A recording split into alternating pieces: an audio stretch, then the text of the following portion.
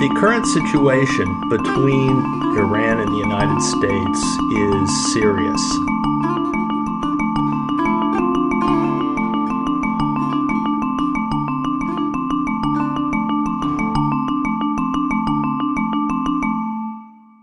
It is clearly the most serious situation since our rivalry with the Soviet Union up through the early 1980s. It is serious because we are threatening them with first use of nuclear weapons. The plan for Iran is targeted military strikes from the air, targeting nuclear facilities to create instability in Iran that would lead to an internal takeover. So it wouldn't need more troops. It's basically what it needs is the will to move forward on it. The Bush administration has the will. We can see that the administration is doing the same damn thing that it was doing to get us into that horrible war in Iraq. And that is, it's putting out propaganda, it's misleading the public. Vice President Cheney stood on an aircraft carrier 150 miles off the coast of Iran today to deliver a blunt message. We will stand with others to prevent Iran from gaining nuclear weapons and dominating this region. Why is the U.S. government trying to start a war with Iran? Basically, until 1979, U.S. and British oil companies owned most of Iran's oil. In 1979, with the Iranian Revolution, the oil companies were kicked out. Since that time, I think it's safe to argue that U.S. and British oil companies and our governments have felt that that oil really belongs to them and have been trying to get it back. It's a tremendous amount of oil. Oil is not just about the profits that would be yielded to oil companies if they owned the oil, although it is a lot about that. It's also about the global power garnered by who controls the last bits of global oil supply. 2/3 of the world's reserves of oil and natural gas is in the Middle East Central Asian region. The largest is in Saudi Arabia, the second largest in Iraq, and the third largest in Iran. Control of this region has been policy since the U.S. emerged a new world power after World War II. In order to dominate the world, we must control the world's oil, and we must not tolerate countries that show how independence and defiance of the U.S. is possible. Plain and simple, the U.S. agenda is world domination. Please, Chick, that hurts. Don't do it anymore. Are you gonna be on my side if I let you up? Sure, Chick, sure. I'm on your side. Just set me up. I'll do anything you say. Controlling oil means you have a stranglehold on the world economy, and you have a stranglehold on countries who use oil. Either they depend on it for their economy or they import oil. The U.S. established business and military partnerships with the dictators in the region. The Saudi royal family in Saudi Arabia, Saddam Hussein in Iraq, and the Shah in Iran.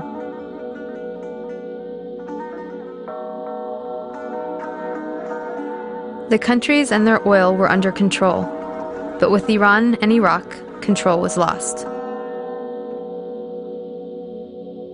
Something had to be done. After September 11th, 2001, the United States, the Bush regime in particular, launched a campaign, a sort of an unbounded, unending war for greater empire under the rubric of a war on terror. The architects of that envisioned creating an unchallenged and unchallengeable U.S. empire. These neocon theorists argue that after the collapse of the Soviet Union, the United States had a once-in-a-lifetime opportunity that without the Soviet Union, without this nuclear-armed superpower confronting the United States, the U.S. reigned unchallenged militarily. And if it did not act decisively, new challenges would emerge and it would go the way of other empires. I mean, the Russian empires collapsed twice in the 20th century. The Austro-Hungarian, the French, the British. Empires rise and fall increasingly quickly, and people like Paul Wolfowitz, like Dick Cheney, like Louis Libby were very aware of this. So when September 11th came, they seized on this attack. They felt they had a political opening. Again, once in a lifetime. George Bush writes in his diary that night, this was the Pearl Harbor of the 21st century. A once-in-a-lifetime opportunity to launch this boundless war to reshape the Middle East and the whole world. The U.S. invaded Iraq and removed a brutal dictator from power, a dictator that we supported through his worst crimes. Saddam Hussein was our ally until he stepped out of line and invaded Kuwait without our permission, turning him into an instant enemy. To regain control, we invaded Iraq. Attacking Iraq was a war crime. There are only 2 instances in which war is legal. UN authorization, which the United States didn't have, or an imminent threat. Neither one applied. This was actually under the Nuremberg standards a war crime, the supreme crime of aggressive war. That's what this is. And of course, one of the ways I think the discourse in this country is so corrupted is everyone talks about this war as a mistake. No, it was not a mistake. It was a crime. This was a war carried out for very specific and conscious political and economic objectives. It wasn't an error. It was a crime. And the same situation applies with regard to Iran. An attack on Iran, whatever the level of development of their nuclear program is or isn't, would be a war crime. The U.S. government is guilty of theft and mass murder. Hundreds of thousands of innocent people have been killed, millions displaced, and 100,000 fleeing Iraq every day in one of the most severe refugee crises on the planet. And a key benchmark for withdrawal is a passage of a law putting ownership of the country's oil into the hands of a few multinational energy corporations. The only actors at this point that are likely to win the war in Iraq are U.S. oil corporations and oil industry folks. That's because the Bush administration has spent 4 years trying to change Iraq's oil industry from a nationalized model that before the war was essentially closed to U.S. oil corporations to a privatized model where essentially almost the entire Iraqi oil sector would be open to private foreign corporate ownership. And the Bush administration has been trying to do that through passage of a new oil law in Iraq so that an Iraqi government would pass the law would then be legal, and the Iraqi government would then sign contracts with U.S. oil companies, making it all on the up and up. So the slow process has been trying to get in place the right Iraqi government and then get the law passed in Iraq. The law is truly radical. Essentially, it would say before the war, U.S. oil companies didn't have access to Iraqi oil. After the war and the occupation, U.S. oil companies own the vast majority of Iraq's oil. Fairly successful use of a military by the interests of the U.S. oil corporations. Well, we're only advisors. You make your own laws. But I think you'll find that your new law is a good law.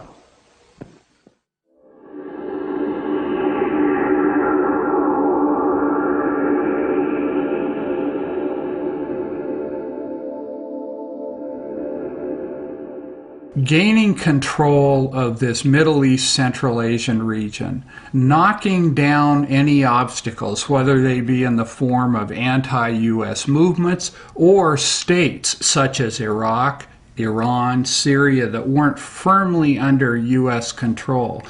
Once having done this and gained control of this region, Bush, Cheney, and company felt this would put the United States in a position, it would be a key element of preventing the rise of any challenger to U.S. power globally or regionally. And of course, the 2 main countries they've been worried about are Russia and China. Now, this is something that these people conceive of as essential to the functioning of U.S. capitalism and to the continuation of the United States' role as the world's leading superpower.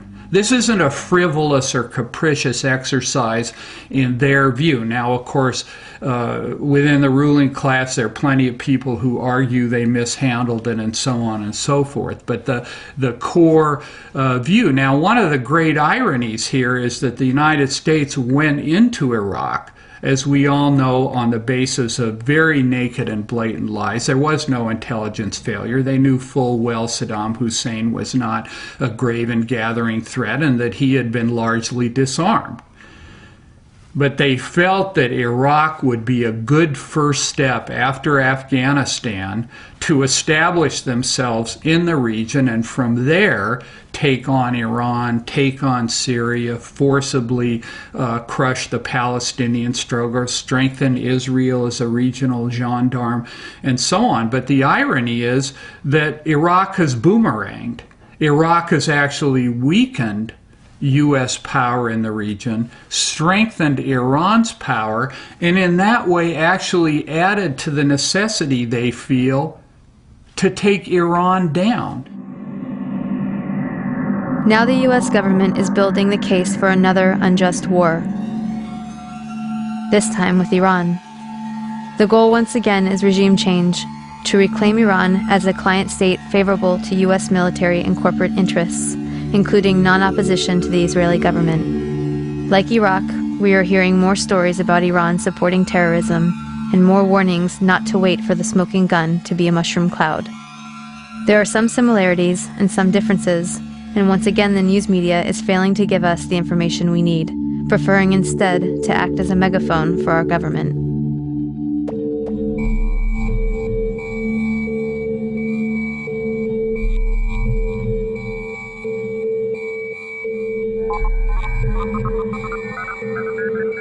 You know, it's really important as a first step towards preventing war on Iran that people keep in mind as they hear any rhetoric that's pushing towards war to have a skeptical eye.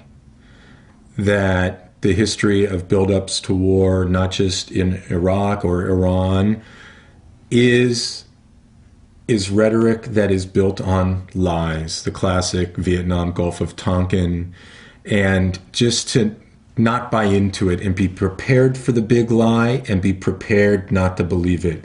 As a great journalist from the 20th century, I.F. Stone said when he would introduce a topic to a journalism class, he'd say, there's two words that you get out of this class, let it be governments lie.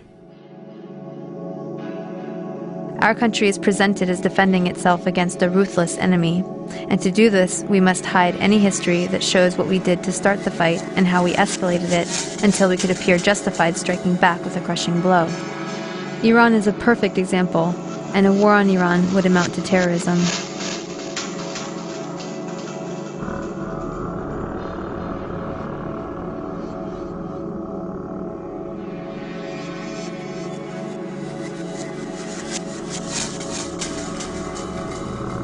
Our second goal is to prevent regimes that sponsor terror from threatening America or our friends and allies with weapons of mass destruction. Iran aggressively pursues these weapons and exports terror, while an unelected few repress the Iranian people's hope for freedom. States like these and their terrorist allies constitute an axis of evil, arming to threaten the peace of the world.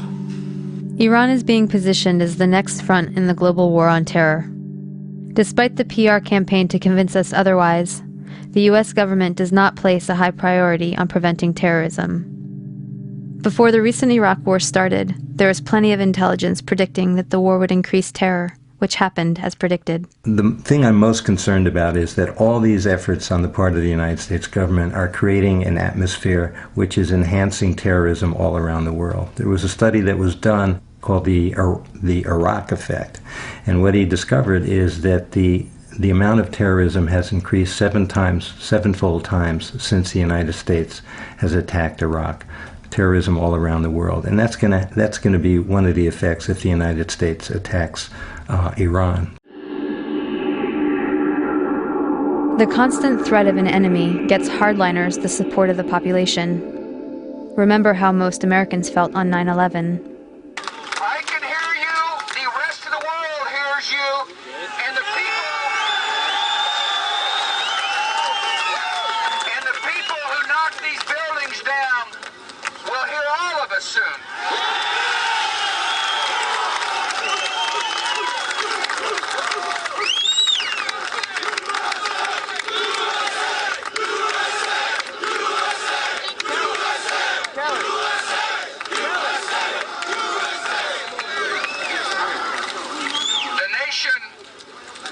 nation sends its love. When a country is at war, it needs a strong leader who will not appease its enemies. It must convince the population that its enemies are irrational and bent on its destruction. It works for the hardliners in Tehran, just like it works for the hardliners in Washington. This brings us to Ahmadinejad, the much maligned, ultra-conservative president of Iran. As can be expected, his unrepentant, anti-Zionist, anti-Israel displays and defiance of U.S. demands to abandon the nuclear energy program are the media focus for our official enemy. When it comes to Iran, I think it's important that people keep Iran in perspective. Iran does have real ambitions of being a major power in the Middle East, and that's something to take very seriously. And their current president, Ahmadinejad, is somebody who loves to make provocative speeches and to do some really awful things. Particularly for Jews and for Israel, the conference that was held in Tehran a few months ago, that was essentially a celebration of Holocaust denial. However, Iran tried to sort of tone that down. That's essentially what it was. This is something that really raises people's anger and is certainly seen in the whole world as very provocative. On the other hand, there is this sense that Iran is a religious fanatic country that is willing to see as even have nuclear weapons fired at itself in order to wipe out Israel, and that's just preposterous. Iran has always been a rational player in world politics, which doesn't mean it's been nice, but it's pursued interests and tried to be a part of the global community. The United States has not been open to that since the revolution in 1979, but most of Europe has and has been dealing with Iran ever since then. There's a competition in the region for regional power. So U.S., as we all know, is trying to get footholds in Iraq, and they have presence in Afghanistan and other parts of the region. So there's a competition for who could be, leading or who could be a kind of a regional power, and Iran is trying to be a regional superpower. But I don't think currently they're posing a serious threat to U.S. Iran has always seen itself on the sidelines of Middle East politics. The vast majority of the Middle East is Sunni, but the majority of Iraq and almost all of Iran is Shia. A notable exception is Iran's Jewish population with full political rights and a seat in parliament.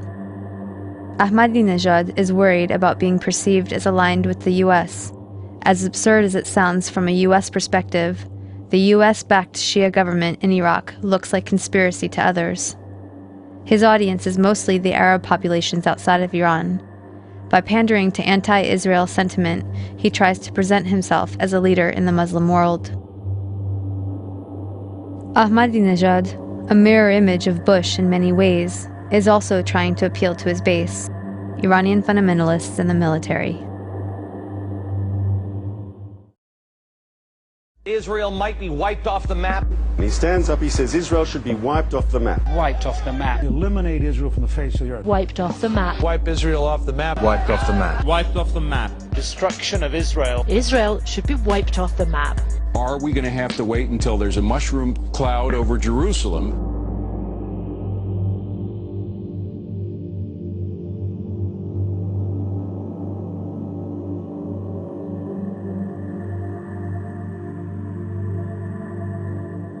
I think one of the things that we hear about Iran that's misleading is that the president, Ahmadinejad, is said to be really the person who's in charge in Iran.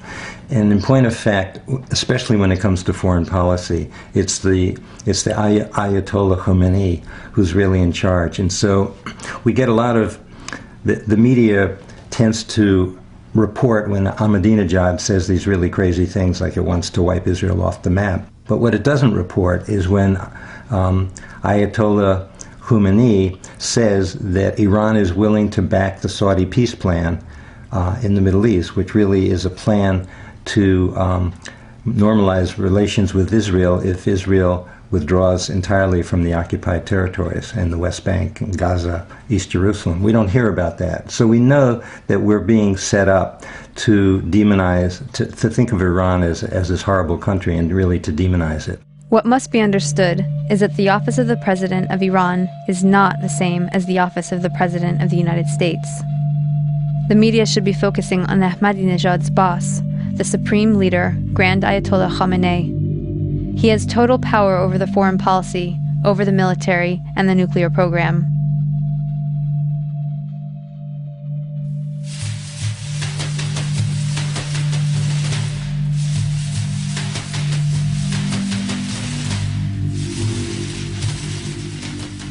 Also left out of the media campaign is Iran's 2003 offer to President Bush. In exchange for being removed from the axis of evil, a guarantee of security, lifting of the sanctions, and allowing Europe to resume investing in Iran, Khamenei approved an offer to put all outstanding issues on the table. He offered to allow full nuclear inspections, to withdraw support for Hezbollah and Hamas, and to normalize relations with Israel if Israel withdraws from the occupied territories. The offer was delivered to Washington by a Swiss diplomat who was censured for even acknowledging it. The US chose escalation over peaceful resolution. The president of Iran is somewhat of a figurehead, and in order to gain influence, he is trying to appeal to the resentment of America and Israel that is rampant throughout the region. In order to understand this hostility and why Ahmadinejad got elected, and why no leader dares to appear pro-US or even to trust the UN, it is essential to understand the history of modern Iran. For most Americans, the story begins in 1979 with the Iranian Revolution and the hostage crisis. A group of revolutionary university students took over the American embassy in Tehran and held 52 diplomats hostage for 444 days. To help burn this into the American narrative, the news show Nightline was created with a nightly tally of the number of days since the crisis started. But to really understand, we have to go back to 1953, which is where the story begins for most Iranians. This was the year that the US overthrew Iran's democracy and installed the Shah, a pro-US dictator. In 1951, Dr. Mohammad Mossadegh was the first elected official who was appointed as Prime Minister of Iran by popular demand. He saw that the wealth needed to build Iran was leaving the country because over the past 50 years its vast oil reserves were under British control at the hands of the Anglo-Iranian Oil Company, later to become BP or British Petroleum. So Mossadegh became hugely popular for nationalizing the oil industry and taking back the oil. Hugely popular at home, but quite unpopular with the British government. Britain took Iran to the World Court over the matter and lost. They tried to hit Iran's economy by blockading the Gulf and halting trade. They tried to convince the US to assist with regime change, but then President Truman was not interested. However, when US President Eisenhower took office in 1953, Britain was able to persuade him under the Cold War pretext that Mossadegh relied on Iran's Communist Party for power. The newly formed CIA was sent to engineer a coup, codenamed Operation Ajax. Iran's monarch, the Shah, returned to power. He had previously been weakened by the new parliament, a short democratic experiment designed to limit his powers. After 1953, he returned fully backed by UK and US power, and the oil was soon flowing under control of Britain, America, the Netherlands, and France. The Shah became increasingly arrogant, opulent, and autocratic over his 25-year rule. He instilled fear in the population with a secret police known as Savak, created by the American CIA and Israeli Mossad, that tortured and imprisoned those who dared to dissent. He crushed all political opposition. Troops were sent to massacre demonstrators. He pushed a white revolution to modernize and westernize the country, giving women the right to vote and other reforms. But ultimately, he served the elites and created a huge economic gap for the poor masses. Powerful religious leaders saw that he was forcibly trying to rid Iran of Islam in a country that was 90% Muslim. One of the Shah's leading critics, Ayatollah Ruhollah Khomeini, was arrested and imprisoned for 18 months. After his release in 1964, Khomeini was sent into exile for 14 years. From abroad, he continued his anti-US, anti-Shah campaign through sermons on cassette tapes that made their way back into Iran and circulated as people copied and shared them. By the end of the 1970s, things had gotten so bad that major protests and the violence that followed were becoming a regular occurrence. The Shah declared martial law and banned demonstrations. This resulted in a huge protest and a general strike that shut down the economy. Soon over 2 million people flooded a public square in Tehran, demanding to remove the Shah and for Khomeini to return, and that is exactly what happened. One important thing to note is that the CIA orchestrated the 1953 coup out of the very same American embassy in Tehran that was later the site of the hostage crisis, right after the Shah was overthrown by popular revolution in 1979. The students were convinced that once again, the US had plans to overthrow their revolution. In fact, US President Carter did send a NATO general to instigate a military coup, but it failed. Iran and the US had an extradition treaty in force that obligated the Carter administration to return the Shah to Iran as an indicted criminal. The students had 4 demands: return the Shah to Iran for trial. He had been accepted into America for medical treatment. Return the Shah's wealth to the Iranian people. A promise from the US not to interfere in Iran's affairs in the future. And an apology and admission of guilt by the US for its past actions in Iran. The apology never came, but 20 years later, Secretary of State Madeleine Albright did acknowledge the US role in Mossadegh's overthrow. So Khomeini took power in 1979 and instituted a government under Islamic law. Within a year of the revolution, Saddam Hussein invaded Iran without provocation, seeking control of Iran's oil-rich Khuzestan region and key oil shipping waterways. The resulting Iran-Iraq War from 1980 to 1988 was the longest and one of the most devastating conventional wars of the century. At least 500,000 Iranians were killed. This war further cemented resentment of the US government, as they were playing both sides. On one hand, they were supporting Iraq, providing money, technology, and intelligence, including satellite photography, to help Iraqi bombing raids. The US helped provide Saddam Hussein with weapons by giving him agricultural credits and pressuring Gulf states to give him billions in loans, so he could buy weapons from Western Europe, China, and Russia. The US Department of Commerce issued licenses to export materials for Iraq's weapons of mass destruction program. The US continued its support even after learning that Iraq was using chemical weapons against Iran, not to mention against its own citizens, to stop an uprising of Kurdish separatists. But the imperialist tradition also called for maintaining regional balance of power. So the US also armed Iran, not letting any one regional power get secure enough to dominate or to ally with its neighbors to challenge US hegemony. In this case, it came in the form of the Iran-Contra scandal.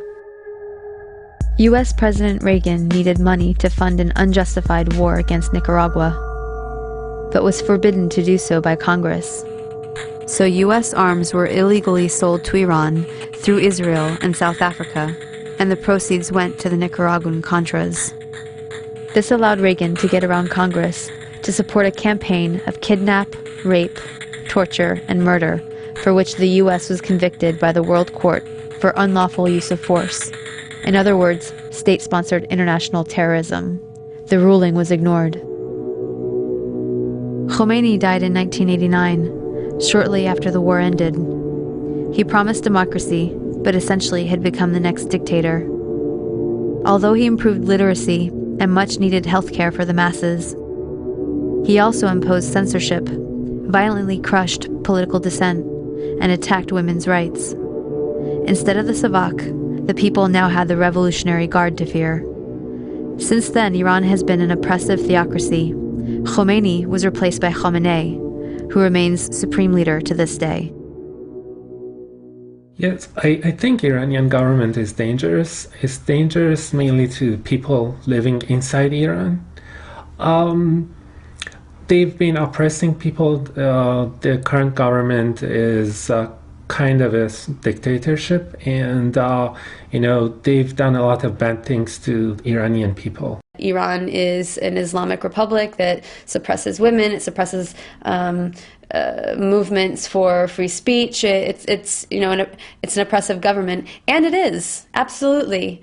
And U.S. intervention is going to make it worse. It's made it worse in Iraq. It's made it worse in other contexts, and it's absolutely going to make it worse in Iran. The United States does not oppose the Islamic Republic because it's reactionary or repressive. All we need to do is look across the Persian Gulf to Saudi Arabia and understand that the United States has no trouble supporting reactionary, oppressive theocracies as long as they do the U.S.'s bidding. And we've seen in Iraq, did the United States bring freedom and liberation to Iraq? No, they succeeded in killing an estimated 650,000 people, making refugees out of 3 million, destroying the country, and actually strengthening the hand of Islamic fundamentalist Shias who want to impose their own theocracy in Iraq. So it's increased the nightmare of the Iraqi people. The Islamic Republic is a repressive regime. I was in Iran in 1979 and 1980 and saw this Islamic theocracy being consolidated. And many of my friends were killed or tortured, put in prison because they were secular opponents of both imperialism but also of religious rule. Certainly women are being mistreated and held in a subservient position. Science is undermined by this sort of theocratic rule. Now, having said that, so this isn't a regime that I like, but having said that, I'm still fully opposed to any U.S. attack on Iran. The fact that the Islamic Republic is a reactionary, repressive regime does not give the United States the right to attack Iran. The future of Iran should be determined by the Iranian people. Iran has a democracy at the grassroots, and is very strong. It's just like coal under the ashes right now, that it's basically it's about to become a massive movement. And interesting is that the women's movement is very strong against inequalities in Iran and also against gender apartheid. The student movement is very strong. The workers movement also is going very strong, getting unions, and they basically intellectuals, writers, poets. It's so vibrant that you don't see this kind of grassroots movement for democracy in any other neighboring country. So once the threat of bombing Iran comes from administration at this stage, it basically allows radicals that are basically a very small percentage that holding to the power to clamp down on all these movements. And what it does happen that with threat of bombing, the movement stops, and the repression becomes much larger and does not allow this grassroots to develop properly. What I'm uncertain about is how we can best help people inside Iran to force the government to be more democratic, and how we can facilitate that process. That's a very difficult question. I know different people have different answers and different thinkings, but you don't want to let the government in Iran to have a free hand to do whatever they want against people. But on the other hand, democracy is not something that you can force from outside. And if there's a very strong democracy movement inside Iran, so if it looks like that people from outside are helping them, then the government will seize that opportunity to make it look like just foreign puppets, and it will crack down on them. So you cannot directly support them. But so that's the difficult question, and how best we can do something to help people inside Iran. Khomeini did form a new kind of government with some elected offices, but still with himself as the supreme leader, the head of the government. There is an elected parliament called the Majlis and an elected president, but their democratic functions are limited, as all candidates and all laws must be approved by the Guardian Council.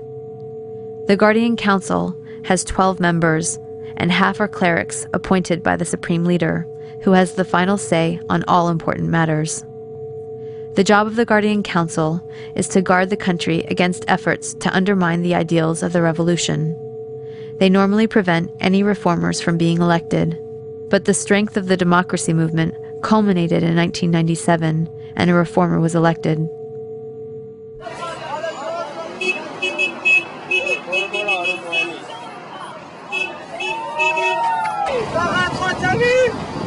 Only Khatami! Salam!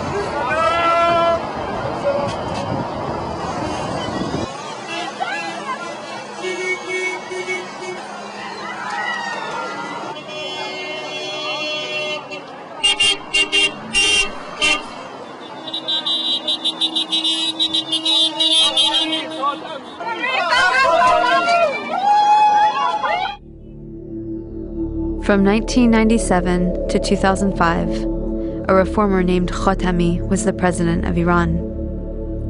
70% of Iran is 30 years old or younger, due to Khomeini's urging people to have children at the start of the revolution, and losing many of the older generation in the Iran-Iraq War. He won the election, in large part due to support from women and the country's youth, who pressed their parents to vote for him.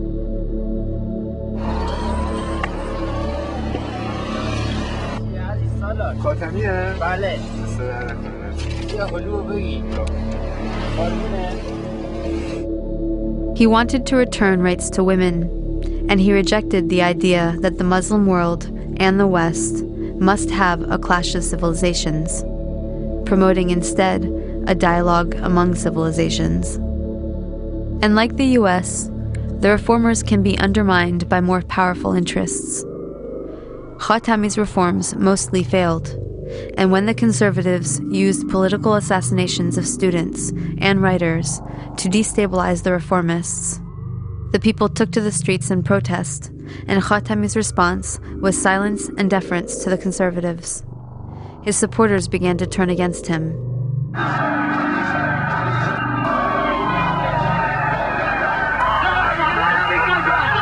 Khatami's reformist presidency was also undermined by the US, despite gestures of goodwill towards America from the people and the government of Iran. Iran has the most pro-American public in the region, in the Middle East. If you remember, after September 11th, people just went to the streets and they had candlelight vigils for victims of the terrorist attacks. So people in Iran really like Americans. In addition to candlelight vigils in the streets of Tehran, Iran's supreme leader condemned the mass killings of 9/11 and compared them to the genocide in Hiroshima and Bosnia. Then, when the US invaded Afghanistan, Iran had a mutual interest for stability. They helped to oust the Taliban and to get the warlords that controlled the country outside of the capital to cooperate with the new US-backed president, Hamid Karzai.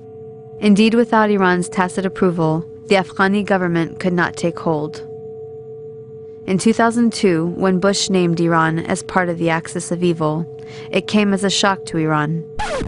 In 2003, when Bush invaded Iraq, it was obvious where things were headed, and it was less of a surprise that he rejected Iran's offer to give in to US demands on all outstanding issues in exchange for guarantees of security. The Bush administration has no interest in a more democratic Iran.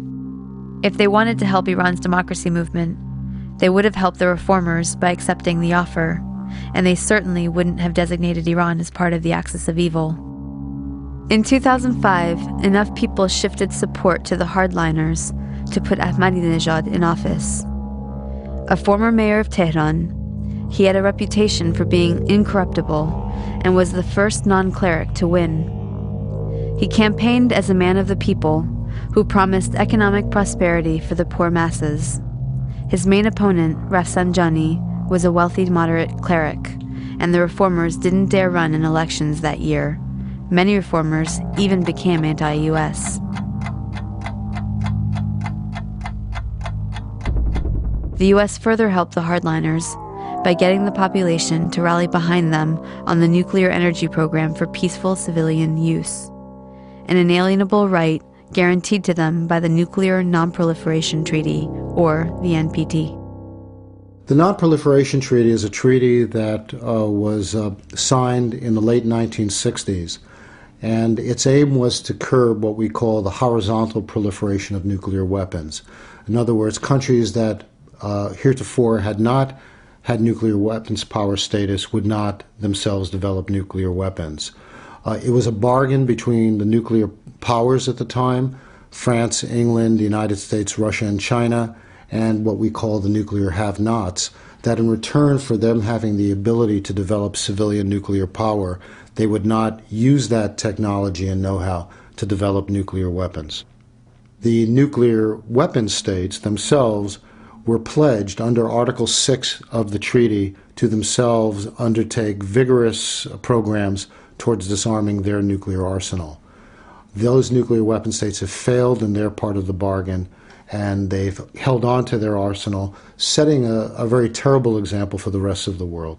For example, with the United States, while we're admonishing Iran to make their processes open, to not become a nuclear weapons power, that right now our government is proposing that we rev up the Department of Energy facilities to develop a new arsenal of nuclear warheads, which are called the Reliable Replacement Warheads.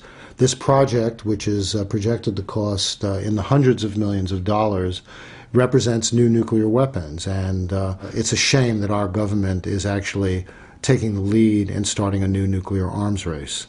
It is actually our government with the largest nuclear arsenal that should be taking the lead in disarmament and to set by example the path that other countries should take.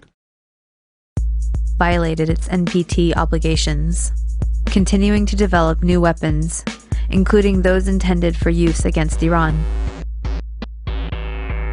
Also, the US gives a pass to its allies, Israel, India, and Pakistan. None of them are signatories to the NPT, and yet the US supports development of their nuclear weapons program.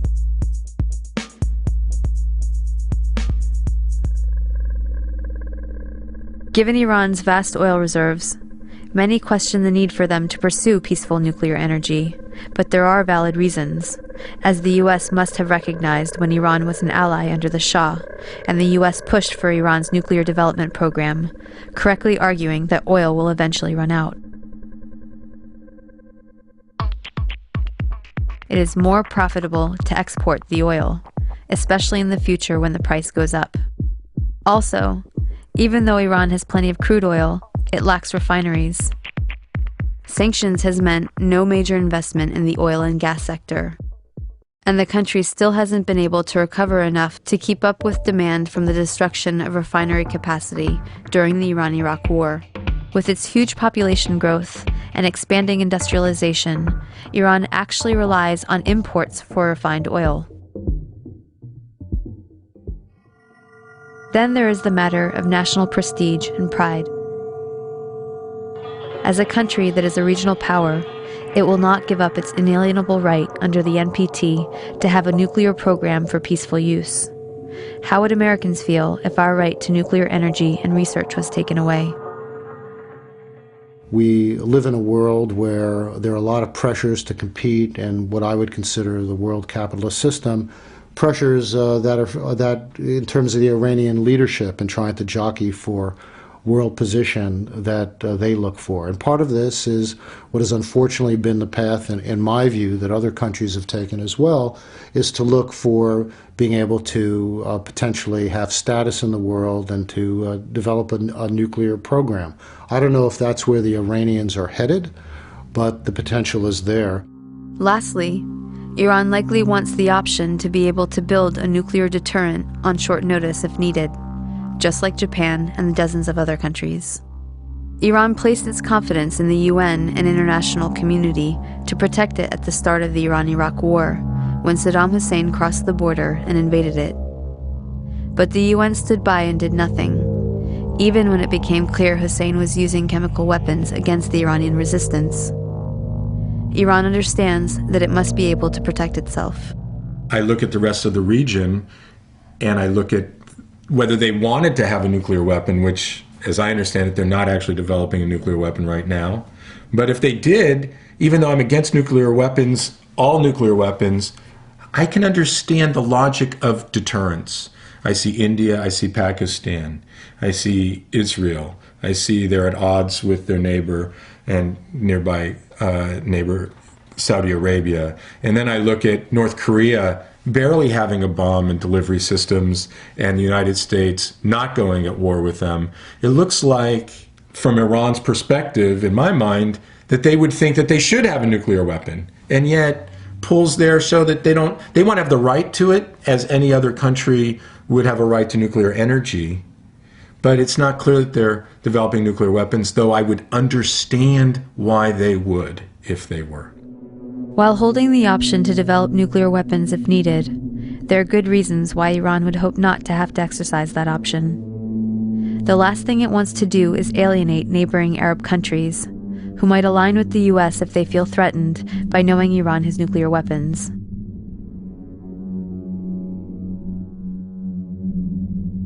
It would strengthen the US position and undermine Iran's regional influence.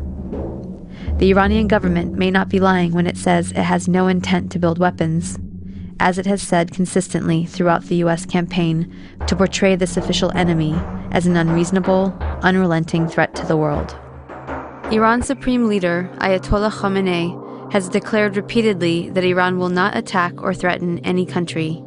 He has also issued a fatwa against production, stockpiling, and use of nuclear weapons, and banned nuclear weapons as sacrilegious. Iran has been a consistent supporter of the NPT and called for a nuclear weapons-free Middle East. Under U.S. pressure, the UN Security Council ordered Iran to stop enriching uranium and has imposed sanctions without justification. The International Atomic Energy Agency, or the IAEA, is in charge of monitoring the nuclear programs of all countries. The IAEA is supposed to work with countries to resolve issues and report them to the UN Security Council if they cannot be assured that a country has not diverted nuclear material for non-peaceful use. If that happens, the Security Council can then decide to impose sanctions or use force. In the case of Iran, there is no evidence that Iran is building or even intends to build nuclear weapons. The IAEA director, Dr. El Baradei, has consistently confirmed that there has been no diversion of safeguarded nuclear materials in Iran. I have been concerned by hearing a lot of talks about use of force. I think that's, in my view, very counterproductive. What we have seen on the ground in Iran that are issues that need to be clarified. I said again, Iran needs to build confidence through suspending its enrichment-related activities. But that has been said. I have repeated that we have not seen any undeclared facilities operating in Iran. We have seen any concrete evidence that the Iran program is being weaponized. We have not received any information to that effect. So I haven't heard any other information to the contrary. So while we're still concerned about the nature of the Iranian program, we should not, I do not believe at this stage that we are facing clear and present danger that require that we go beyond diplomacy. He has also repeatedly urged skeptics in Western capitals to help the IAEA by sharing any possible proof in their possession of suspicious nuclear activity in Iran. But the only proof offered has been proven false. The U.S. instead relies on coercion to get the UN and international agencies to serve the U.S. agenda. The United States makes the UN work when it wants it to work. And that is exactly the way it should be, because the only question for the United States is what's in our national interest. And if you don't like that, I'm sorry, but that is the fact. India was told there would be no US-India nuclear deal if they did not vote against Iran at the IAEA. Mistrust of Iran is based on the fact that Iran developed reactors in secret for 18 years. The US offers this as evidence that Iran has something to hide, but the undeclared work was justified given the US campaign to undermine any effort to develop out in the open. Iran learned that their contracts with countries like Germany and China would be canceled under US pressure. Thus, Washington systematically violated, with impunity, Article 4 of the NPT, which allows signatories of the fullest possible exchange of equipment, materials, and scientific technological information for the peaceful uses of nuclear energy. There are solutions to the transparency issues, such as putting all the world's nuclear energy production and distribution under international control. But since this doesn't give the US control, such proposals are dismissed. We are left with escalation disguised as diplomacy, where US offers to negotiate with Iran require that terms of the negotiation be conceded before the talks can even begin. Washington is not afraid of Iran becoming a nuclear threat anytime soon. Misleading the American public to believe otherwise is a pretext for war. But there are some things Washington does fear. Due to historical accident, most of the world's petroleum is in Shiite parts of the Middle East, including Shia-controlled Iraq, Shia Iran, and the Shia region of Saudi Arabia.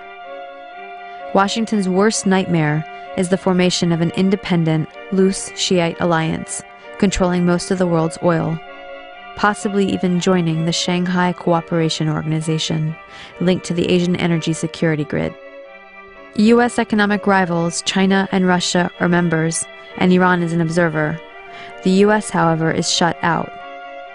Also, Saudis and Japanese are holding financial reserves in U.S. dollars, propping up the U.S. economy. If the energy grid expands, they may diversify, causing the value of the dollar to plummet. The economic problems for the U.S. could be huge.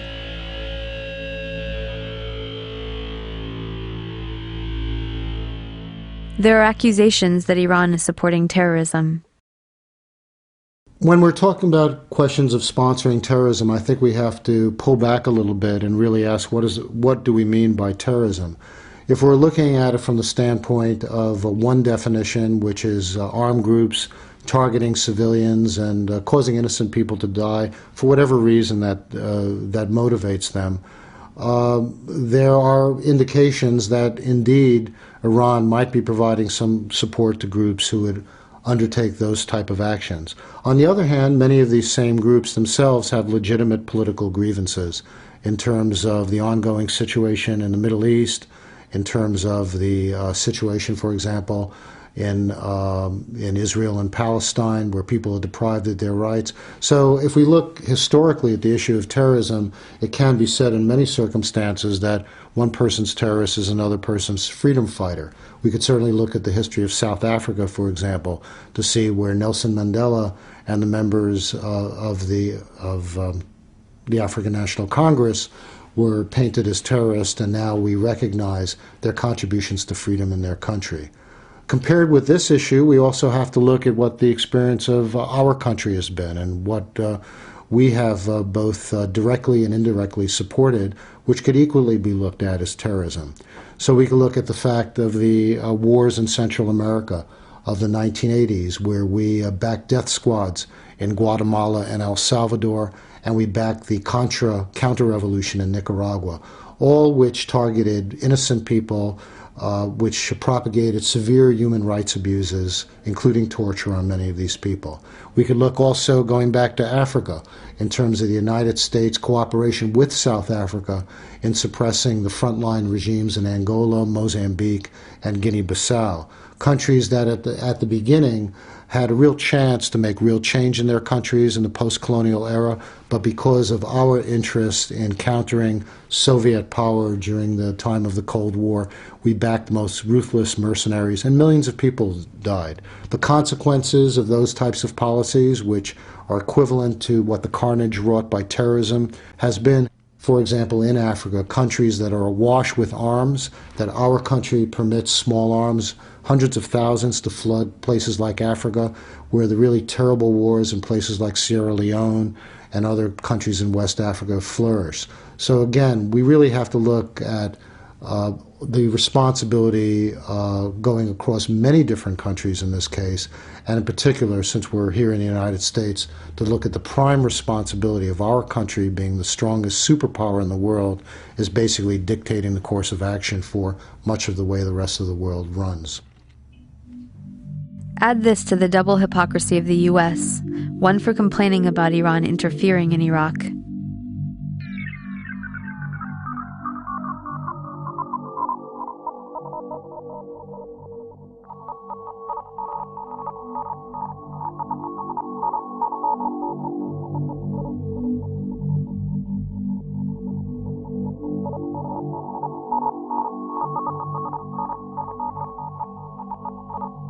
and two for U.S. sponsorship of terrorism in Iran. The U.S. Congress authorized tens of millions to promote democracy in Iran, which has meant using clandestine operations to stir up ethnic conflicts, funding and arming military groups and ethnic separatists to cause havoc and destabilization, with hopes that it will instigate a revolt. These are the same accusations being made against Iran. The new direction in U.S. policy is yet another imperialist tradition of divide and rule by funding and inciting region-wide sectarian conflict between Sunni and Shia. Further evidence that terrorism is not a priority to the U.S. policy planners is that they are funding militant Sunni Arabs in the region that are anti-U.S. and pro-Al-Qaeda to check the Shia power in Iran and Iraq. As long as there is conflict, the U.S. can justify its military presence. The U.S. has also taken more direct confrontation with Iran in preparation for war. An attack force has been sent to the Gulf with aircraft carriers waiting for orders to start bombing on 24 hours' notice. The first was the USS Eisenhower, named after the man responsible for the last time the U.S. overthrew their government. U.S. forces have Iran surrounded on both sides, occupying Iraq and Afghanistan. Under U.S. pressure, they are isolated from the international community. The U.S. has sent over 100 long-range jet bombers to Israel. This was advertised in the Israeli press for Iranian intelligence to know that they are capable of hitting Iran, as they did in Iraq to bomb the Osirak nuclear reactor. The threats alone made by the U.S. are illegal, as the UN Charter prohibits threat or use of force.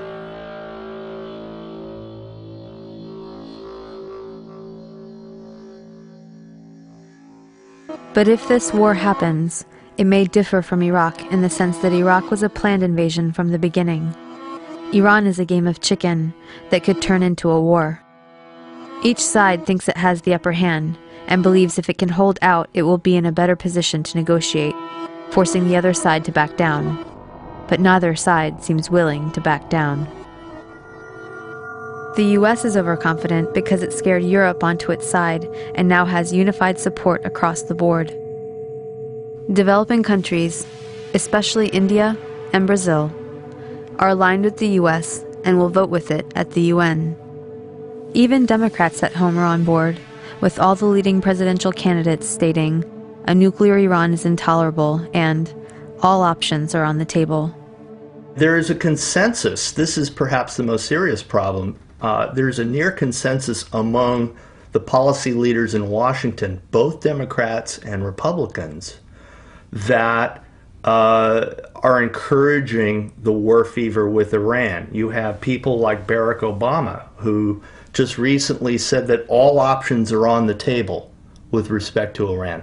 Those are the magic words. Those are the magic words that every front-running candidate has to use to please AIPAC, the American-Israeli lobby. So they have to say those words. Well, they don't understand that those words have dramatic implications in the Middle East. That we can't, if we keep rattling these sabers, we are encouraging instability. As Mike Gravel said the other night in the debate among the Democrats, he said, look, no option off the table means a code word for a nuclear attack on Iran. We still have to make it clear that Iran having a nuclear weapon is absolutely unacceptable. We have to try to prevent that at all costs. I think no president, no responsible president would ever take any option off the table.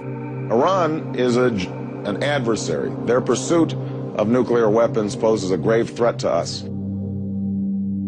The Iranian government is overconfident because the country is solidly behind it, mobilized on the nuclear issue. Most government critics would self-censor during a confrontation. The government also knows it could turn Iraq from a quagmire to a nightmare. It understands that if attacked, it could close off the 20-mile wide Straits of Hormuz in the Persian Gulf, where most of the world's oil tankers must pass through. Oil prices would double overnight, devastating economies around the world. And not least, it knows that most Americans are against Bush and don't want war with Iran. So the danger is that the situation will escalate. The US goes to the UN for sanctions, expecting Iran to back down. Iran sees this as in the tradition of imperial ultimatums, knowing that those who give in are seen as traitors, and those who stand up to the US are seen as heroes. Iran withdraws from the NPT and proceeds full steam ahead with the nuclear program. The US and/or Israel might then have limited airstrikes, claiming it will only be a few days with no civilians targeted, thinking then that Iran will back down. Or we might see a much larger bombing campaign, especially since we don't know where all the hidden nuclear sites reside, and since there is an expressed interest in taking out the entire Iranian military. The result would be mass destruction of the country, countless innocent lives, and a new generation of jihadi freedom fighters. Again, this is not a big problem for Washington. Iran's response would not be to directly attack the US or Israel, knowing it would mean the instant destruction of Iran. Instead, it would likely hit back where it has the upper hand, in Iraq and Afghanistan.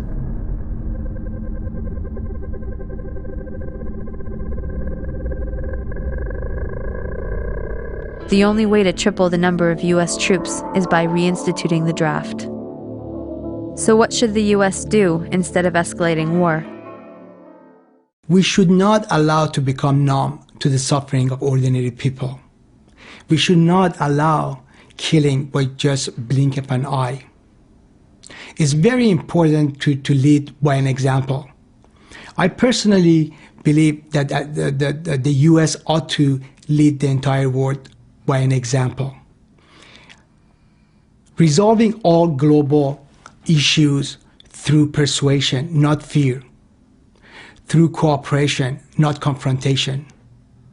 In the First World War, the major casualties were combatant soldiers.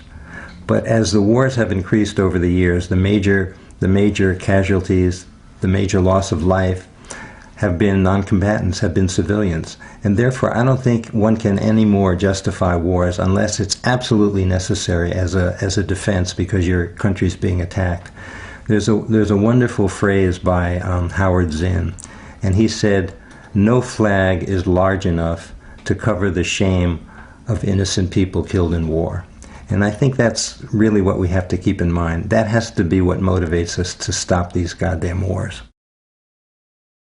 A war would be unjustified, first off, because there are many other ways to try to deal with the situation in Iran without going to war. So we have international mechanisms such as having mutual support from the nuclear weapons powers and from the nuclear wannabes to be able to work the issue of the Iranian nuclear program out through diplomacy and, again, by having mutuality in terms of respect for the treaty, whereby the nuclear weapons powers would lead by example.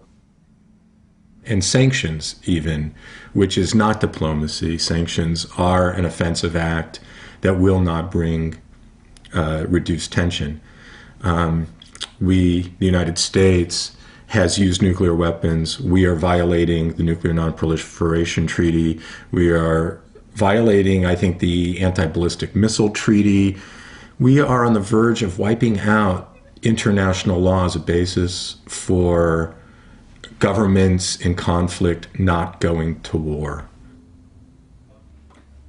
We have over 10,000 nuclear weapons. We have by far and away the largest military in the world, and we think we're exceptional. We think that we are not bound by international law, and history tells us that every country that treats itself as exceptional eventually gets into big trouble. The Germans thought they were exceptional. Before that, the British thought they were exceptional. And over again, governments and peoples that think that they are the chosen one, that the laws of international conventions don't apply to them, eventually they do get their comeuppance. We have to become less exceptional in our attitudes towards these countries and a little bit more appreciative of their history. That has not happened. Unfortunately, that's going to require a significant change of consciousness. We can end the threat to the U.S. if we end the threat we make to others. We must end the U.S. threat to Iran. End the sanctions. Live up to our end of the NPT and stop developing new weapons. And reduce the ones we have. Sit down and negotiate. But in order to achieve a lasting solution against imperialist aggression, both our own and any powers that arise in the future, sooner or later we need to have fundamental changes in support of international law and justice. We should make the UN Security Council a rotating body with no permanent members, not allow any country to have veto powers, and we need to accept the authority of the World Court. Intervention should only be allowed according to the rules of international law set by the UN. The US should withdraw from Iraq, Afghanistan, and the rest of the Middle East and pay reparations. We should end US contracts so Iraqis can rebuild Iraq. We should help Israel and Palestine achieve peace by not vetoing the UN resolution to return to pre-1967 borders. We must renounce the U.S. strategy of global military and economic empire. There's a dynamic that's going on in the Middle East of what I would refer to as two outmodeds clashing with each other. An outmoded form of politics and economy from the West, in other words, empire or imperialism, clashing with an outmoded form of politics and ideology in countries like Iraq and Iran and so on, which is Islamic fundamentalism.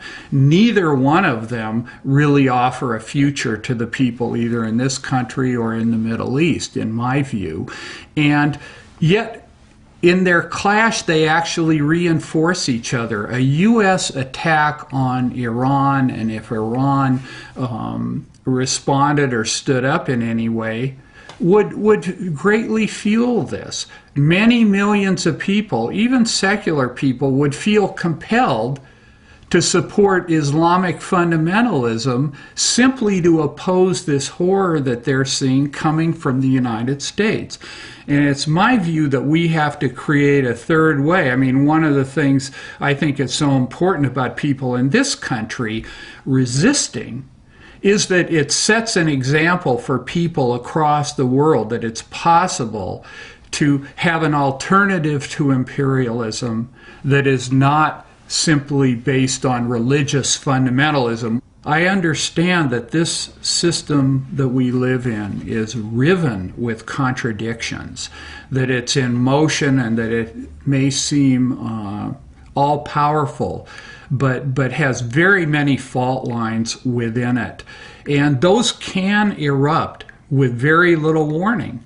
In Iran in 1978, Jimmy Carter said Iran, the Shah, was an island of stability in a troubled world. A year later, he was fleeing for his life, and a quarter of the population, 10 million people, were in the streets protesting.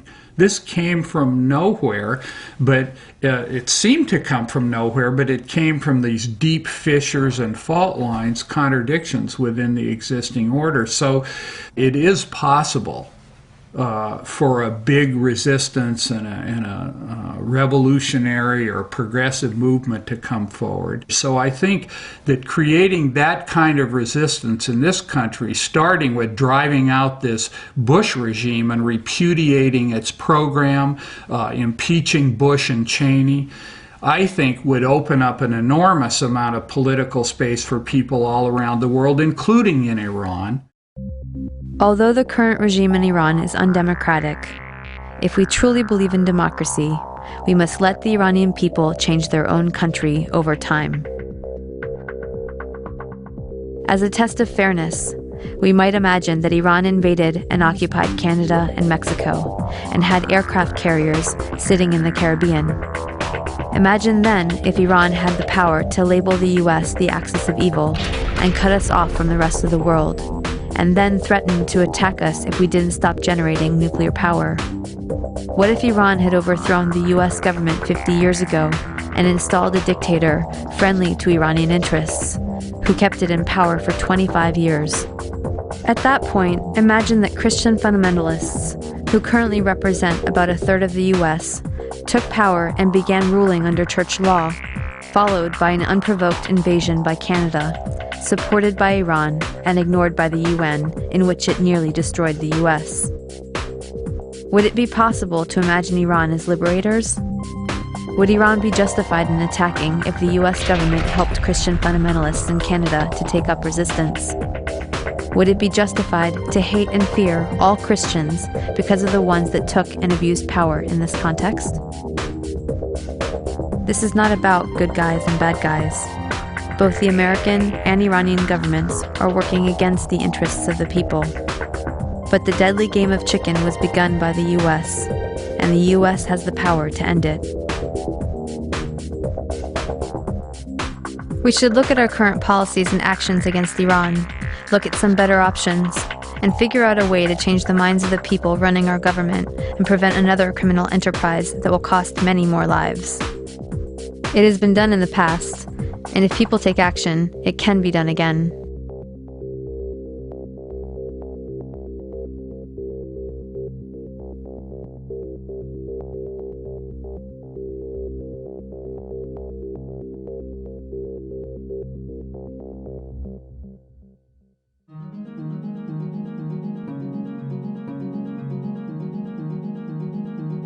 My name is Sahar Driver. I'm an Iranian American living in the Bay Area.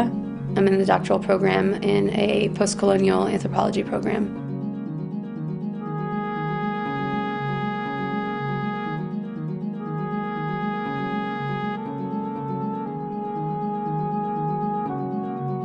My name is Mitchell Plitnick. I was born in New York City, grew up there. I live in Alameda, California, and I am the Director of Education and Policy for Jewish Voice for Peace.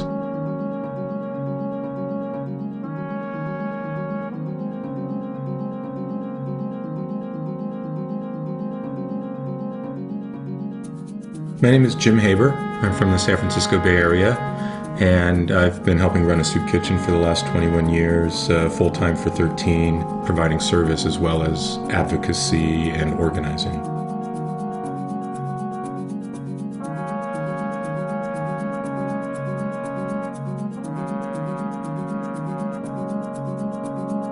My name is Bob Gould. I grew up in the Bronx, and for the last 30 years I've lived in San Francisco. I work at Kaiser Hospital in San Jose as a pathologist, where I've worked there since 1981. I'm also, since 1989, the president of the San Francisco Bay Area chapter of Physicians for Social Responsibility.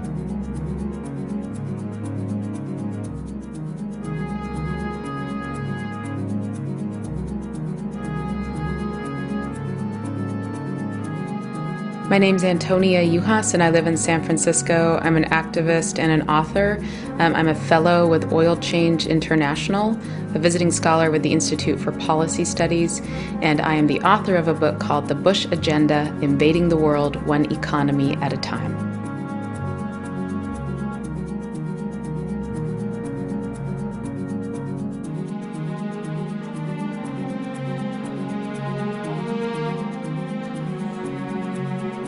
My name's David Glick. I live in Fairfax, California, a small town in Marin County. I work as a psychotherapist. I've been doing that for about 30 years, and I spend a lot of time doing political activism of different kinds around social justice and peace issues, and in my spare time I write poetry.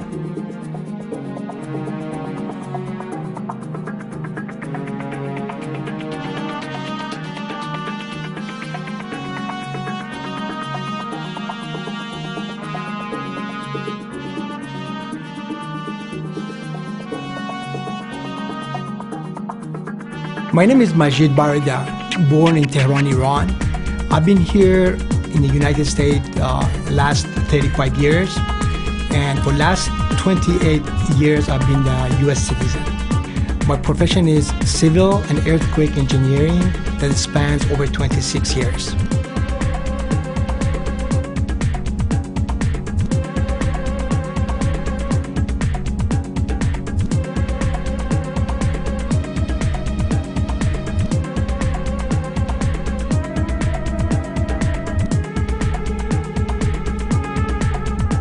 I'm Larry Everest. I'm from Berkeley, California.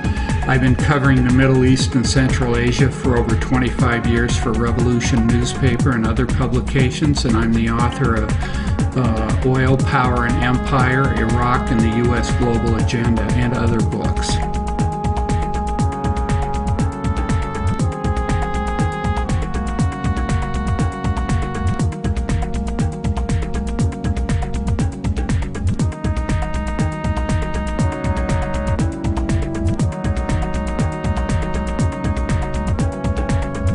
My name is Mike Valuva. I'm an attorney. I'm in private practice in Walnut Creek.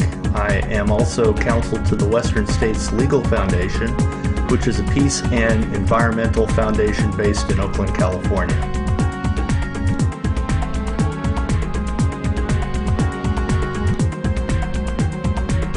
My name is Shahab Laegi. I'm originally from Iran. I immigrated to the United States about 15 years ago, and I've been a citizen for past 3.5 years.